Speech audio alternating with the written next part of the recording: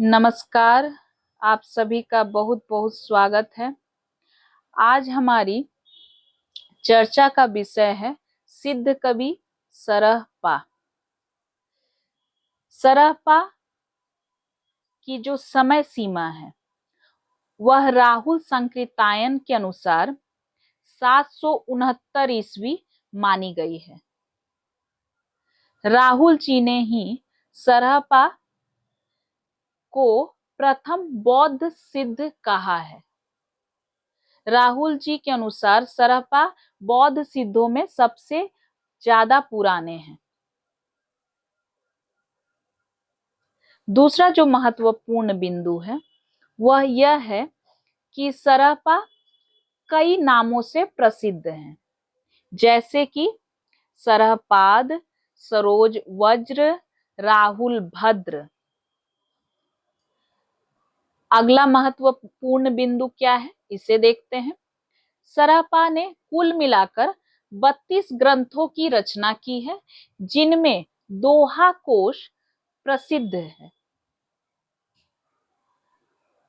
तो इस बिंदु को आप याद कर लें, क्योंकि अक्सर परीक्षा में इससे प्रश्न पूछे जाते हैं। सरहपा को प्रथम हिंदी कवि होने का श्रेय प्राप्त है।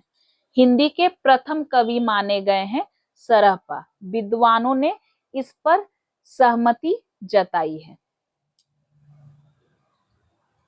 एक पंक्ति है बच्चन सिंह के अनुसार, ये बहुत ही महत्वपूर्ण है और मोस्ट इंपॉर्टेंट की श्रेणी में यह आती है, क्योंकि यूजीसी नेट की भी परीक्षा में इस पंक्ति से प्रश्न पूछा गया था।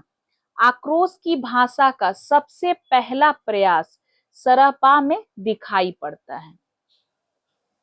आगे बढ़ते हैं और देखते हैं सरहपा के साहित्य में पाखंड, आडंबर का विरोध, गुरु सेवा का महत्व, सहज मार्ग पर बल आदि प्रमुख विशेषताएं हैं। चूंकि सिद्ध कवि हैं सरहपा, तो सिद्ध साहित्य की विशेषताएं उनकी रचनाओं में दिखाई पड़ेंगी ही, और ये सारी विशेषताएं सिद्ध साहित्य की ही है।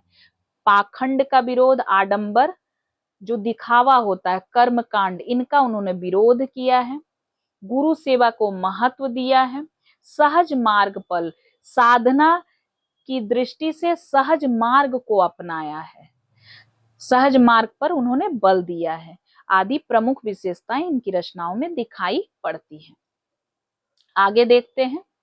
सातवां जो बिंदु है, सरहपा की भाषा कैसी है, इसे ध्यान रखेंगे। कैसी भाषा है इनकी, तो इनकी भाषा जो है वह अपभ्रंश प्रभावित हिंदी है।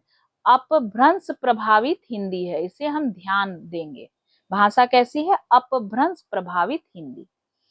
और आठवां जो बिंदु है, सिद्धों में सबसे पुराने कौन थे, सरहपा थे। ये 8 महत्वपूर्ण बिंदुओं पर आज हमने चर्चा की, जो कि सिद्ध कवि सरहपा से संबंधित है। उम्मीद है आज का वीडियो लेक्चर आपको पसंद आया होगा। मिलती हूं